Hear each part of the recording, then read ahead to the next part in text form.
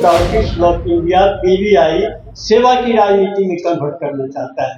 इसीलिए इसकी लड़ाई व्यवस्था परिवर्तन की है, क्योंकि हम लोगों ने सभी पार्टियों को देखा है, हमने सभी मुख्य नेताओं को देखा है, लेकिन चेहरे बदल जाते हैं, पार्टियों के नाम बदल जाते हैं, लेकिन धारा वैसी ही बहती रहती है, व्यवस्था वैसी ही चलती रहती है।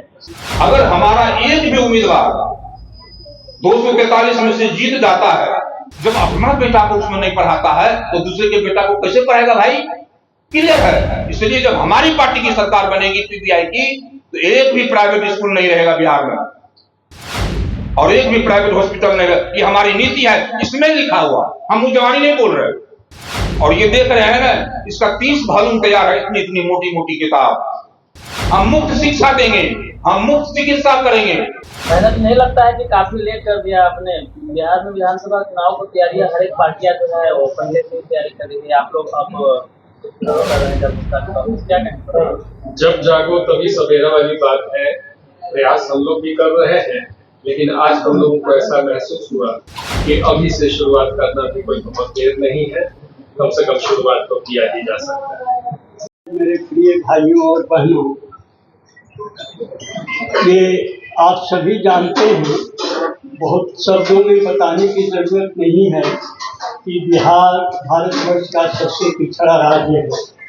पिछले चुनाव में मैंने बिहार फर्स्ट की बात सुनी थी, कोई राजनीतिक दल ने इस बात को उठाया था। अभी भी बिहार को सुधारने की बात मैं सुन रहा हूँ, लेकिन ये सुधरेगा कैसे या बिहार आगे बढ़ेगा कैसे? तो इसके पास अभी तक जितने भी 76-77 वर्ष हो गए भारत को राजनीतिक स्वाधीनता प्राप्त किए हुए, परंतु कोई भी मूल समस्या जो है, बेरोजगारी, महंगाई, भ्रष्टाचार, गरीबी, कोई भी मूल समस्या नहीं हल हुई है। तो इसीलिए हम लोग जो प्राउडिस्ट ब्लॉक इंडिया के कार्यकर्ता हैं, हम लोगों ने ठाना है कि इन समस्याओं का अस्थायी निदान लोगों को मिल सके। केवल नारेबाजी नहीं, केवल घोषणाएं नहीं, लेकिन उसको जमीन पर उतारने की चेष्टा। तो उसके लिए हम लोग के एक महान मार्गदर्शक श्री प्रभात कुंज सरकार ने, जो यही बिहार के ही जमालपुर में जिनका जन्म हुआ था, 1959 में उन्होंने एक प्रौढ़ विचारधारा दिया, जिसके अंतर्गत मनुष्य की शारीरिक, मानसिक, आध्यात्मिक जितनी समस्याएं हैं, उन सबों का सार्थक व्यवहारिक हल मौजूद है। लेकिन उसको लाने के लिए सबसे जबरदस्त जरूरत है राजनीतिक शक्ति की।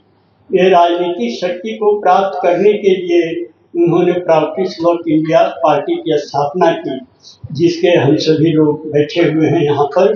और मेरा यही कहना है, भी बहुत ज़्यादा मैं समय नहीं लूँगा, आप मुझसे ज़्यादा सुनना चाहूँगा कि अभी राजनीति में जो दूसरे की बुराई, जो आज राजनीतिक संस्कृति चल रही है, इसमें एक नेता दूसरे नेता को खराब बोलता है, वो नेता इस नेता को खराब बोलता है, माने दूसरे की बुराई ही अपनी अच्छाई बनी, जो कभी नहीं हो सकती। अपनी अच्छाई ही अच्छाई होगी। इसीलिए गिरावट का ग्राफ निरंतर गिरता ही जा रहा है, ये कम होने का कहीं नाम नहीं ले रहा है। और विभिन्न राजनीतिक दलों में गठबंधन, महागठबंधन, तरह तरह से किसी तरह से सत्ता हासिल किया जाए, इसका प्रयास हो रहा है। तो आज सत्ता की राजनीति जो है, इसको प्राउडिस्ट ब्लॉक इंडिया पीबीआई सेवा की राजनीति में कन्वर्ट करना चाहता है। इसीलिए इसकी लड़ाई व्यवस्था परिवर्तन की है, क्योंकि हम लोगों ने सभी पार्टियों को देखा है, हमने सभी मुख्य नेताओं को देखा है, लेकिन चेहरे बदल जाते हैं, पार्टियों के नाम बदल जाते हैं, लेकिन धारा वैसी ही बहती रहती है, व्यवस्था वैसी ही चलती रहती है।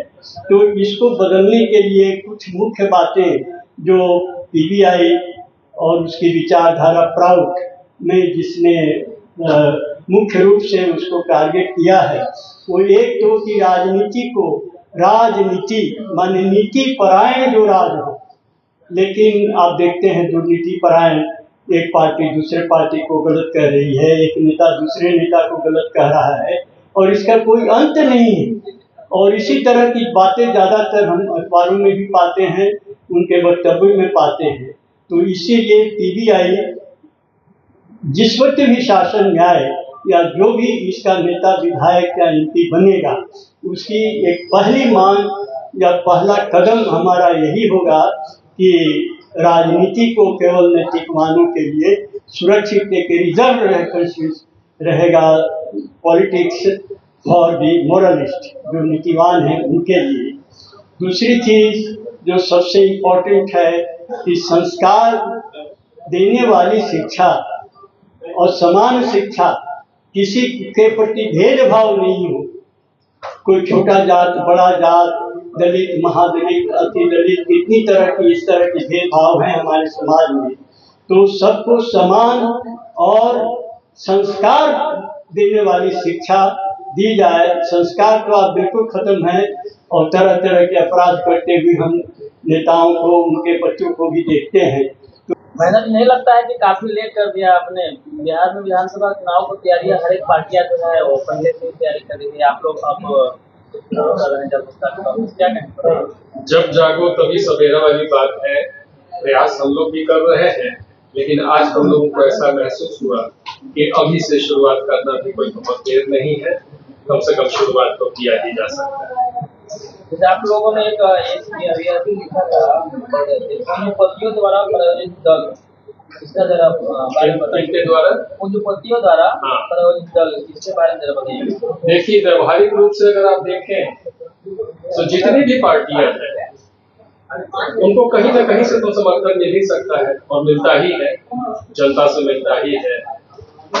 और इसके पीछे एक बहुत बड़ा हाथ पूंजीपतियों का भी होता है। पूंजीपति इतने समृद्ध हैं और इतने सशक्त हैं हमारे देश में कि वो चाहे तो पूरी सत्ता बदल सकते हैं और उनका समर्थन जिनको मिलता है उन्हें चुनाव में जीतने की संभावना बहुत ज्यादा रहती है। तो ये चीज छुपी हुई बात नहीं है, लेकिन इसका कहीं लिखित कोई प्रमाण आपको नहीं मिलेगा, लेकिन ये बात में सच्चाई है। अभी कितने कैंडिडेट पर खड़ा कर रहे हैं? देखिए, अभी एक बात आप लोगों ने ये इन्होंने सही कहा कि हम लोग बहुत लेट हो चुके हैं। सही बात है, इसमें कहीं कोई बात नहीं है। और हमारी जो आइडियोलॉजी है उसको पकड़ने में या उसको समझने में, उसको उसके तहत लाने में लोगों को तो बहुत तकलीफ होती है। हमको आज लोग इजी मेकिंग करता है। आज हम गए 10 दिन बराबर गए नेताजी के यहाँ, बड़े टॉप लीडरशिप। हम पटना प्रोफेसर पढ़े हैं, कॉलेज ऑफ कॉमर्स एक अच्छा कॉलेज है, उसके हम हेड हैं, अभी फिजिक्स के हेड हैं, एसोसिएशन का प्रेसिडेंट हैं। हम यदि दौड़ लगाएं तो हो सकता है हमको टिकट मिल जाए। हाँ, तो अब क्या है कि ये बात तो जरूर है कि हमारी जो बातें हैं वो लोगों को जो इजी मेकिंग बनाना चाहते हैं, इजी मेकिंग मनी बनाना चाहे या पॉलिटिकल कैरियर बनाना चाहते हैं, वो सोचता है तो बहुत दूर मतलब बहुत समय लगाता है कि आपके यहाँ मैं जाऊँ कि नहीं, उसको तुरंत बेनिफिट चाहिए। लेकिन आप देखते हैं जो बात हम कहते हैं कि भाई किसी को उद्योग का दर्जा हम दिलाएंगे, शिक्षा हर लोग और समान शिक्षा दो। ऐसा नहीं एक जा रहा है एकदम टायर लगा के जा रहा है, एसी कंडीशन में जा, एक बच्चा को बोरा भी बैठने के लिए नहीं है। इसको खत्म होना चाहिए। आप जानते होंगे जब नीतीश बाबू की सरकार आई थी, मुस्कुन दुबे जो फॉरेन सेक्रेटरी थे, इसी Patna college Patna university product थे, फॉरेन सेक्रेटरी हुए थे, उनके अंदर एक कमेटी बनी थी कैसे यूनिफॉर्म एजुकेशन होगा, यूनिवर्सल एजुकेशन कैसे होगा। बड़े बड़े लोग थे, मुस्कुन दुबे इसको हेड कर रहे थे, आप लोग प्रेस में हैं जानते होंगे। आज तक वो डस्टबिन में फेंका चला गया। नीतीश सरकार का उन्हीं का किया हुआ था, लेकिन वो खुद कमेटी बनाए लाए लोगों को, लेकिन उन्होंने जो सलाह दी कुछ हुआ नहीं। हमारी तैयारी बहुत पहले से चल रही है। आप लोग सुने होंगे चाइनीज बैंबू, उस 5-6 साल तक वो मिट्टी के नीचे अपना ग्रोथ बनाती है, फिर जो धरती के ऊपर निकलता है तो एकदम बम। उसी प्रकार आप देखिए ये हमारी लड़ाई पूंजीवादी व्यवस्था से है। ये जो दर्शन है प्रौढ़, इसके राइटर है श्री प्रभात रंजन सरकार, और इसी बिहार में जन्म लिए थे जमालपुर में। और आप लोगों के लिए गौरवान्वित होना चाहिए, अगर आप लोग बिहारी हैं तो बिहारी दार्शनिक हैं ये। आज जो भारतवर्ष में शासन चल रहा है वह इंग्लैंड के दार्शनिक थे एडम स्मिथ साहब, उनके दर्शन पर काम हो रहा और बिहार गरीब है। अभी जो हमारी वो दीदी बोल रही महिलाएं लेडीज कि क्यों बिहार के अधिक लोग जो है बाहर जा रहे हैं, बिहार का ही लोग अधिक बाहर जा रहे हैं क्योंकि यहाँ लोगों को रोजगार ही नहीं मिल रहा है। अगर इस प्रौढ़ दर्शन के हिसाब से दर्शन के इसमें सारा चीज लिखा हुआ है, बिहार का डेवलपमेंट कैसे होगा, बिहार में मिथिला का डेवलपमेंट कैसा होगा, अंगिका समाज का कैसा डेवलपमेंट होगा, इसलिए जो मगध क्षेत्र है उसका डेवलपमेंट कैसे होगा, इस मगध क्षेत्र में कितने लोगों को रोजगार मिल सकता है, मिथिला में कितने लोगों को रोजगार मिल सकता है। मैं आपको बता दूं कि अगर हमारा एक भी उम्मीदवार 243 में से जीत जाता है और आप लोग अगर कोऑपरेट करते हैं पत्रकार, ये पत्रकार चाहे तो किसी को भी कुछ कहीं पहुंचा सकता है, अपना उतनी ताकत है। इस देश को आजाद दिनकर के कलम से भी वो मिली थी, न कि सिर्फ महात्मा गांधी और चंद्रशेखर आजाद के बलिदान से मिला। सबका रोल है उसमें, दिनकर के कलम का बहुत बड़ा रोल है, आपके इस मोबाइल का, आपके इस का बहुत बड़ा रोल होगा। अगर पीवीआई का एक भी उम्मीदवार जीत जाता है 243 में, तो मैं आपको बताता हूं मेरा रूटीनबद्ध कार्यक्रम है 3 से 5 साल में, 5 साल के लिए विधायक बनेंगे ना, तो ये उम्मीद हमारे महेंद्र बाबू अगर जीत जाते हैं रूरल एरिया के विधानसभा, पटना के ये बांकीपुर चाहे यहाँ का एक अलग फॉर्मूला होगा, लेकिन रूरल एरिया का जो हमारा विधानसभा क्षेत्र है, एक भी विधायक आएगा तो हम वहां 3 से 5 साल में 50% वहां के स्थानीय युवक को जो रोजगार चाहेगा उसको हम रोजगार दे देंगे। ग्रामीण एरिया के लिए 10,000 से 20,000 रुपया पर मंथ कमाने का रोजगार हम एक विधायक दे देंगे। वो व्यवस्था इसमें लिखी हुई है, सरकार हमारी नहीं बन रही एक विधायक से, लेकिन हम अपने विधानसभा क्षेत्र के 50% लोगों को मात्र 3 से 5 साल में रोजगार दे देंगे 10,000 से 20,000 रुपया पर मंथ का। और ठीक उसके बाद फिर 5 साल से 9 साल में हम वहां के 100% रोजगार वहां के लोगों को दे देंगे। ये हमारी व्यवस्था में दिया हुआ है। अब कॉर्पोरेट आप लोगों को करना है। खेती को देखिए, खेती पर बिहार कृषि प्रधान राज्य है, आप जानते हैं 70 से 75% लोग खेती पर आश्रित है, खेती पर एक भार है। जब तक यहाँ का भी हमारे पूर्व वक्ता हमारे राष्ट्रीय अध्यक्ष जी काफी विद्वान आदमी है, फिजिक्स के एचओडी है कॉमर्स कॉलेज में, बता रहे थे आपको बिहार कृषि प्रधान है और कृषि उपेक्षित है, रोजगार कहां मिलेगा आपको। एक एक फसल पर, धान पर, मक्का पर, पटुआ पर, ईख पर, तंबाकू पर, एक एक चीज पर तंबाकू का मेडिसिन बन सकता है। अभी तंबाकू का गुटखा बनता है, देखिए इसके पूर्व वक्ता हमारे राष्ट्रीय संयोजक जी बोले। अभी हमारे, मैं आलोचना नहीं करता हूं, पीके साहब बोलते हैं कि मैं जैसे ही आऊं मेरा सरकार बनेगा तो शराब फिर से ठेका दे देंगे, ये सब बर्बाद कर देगा।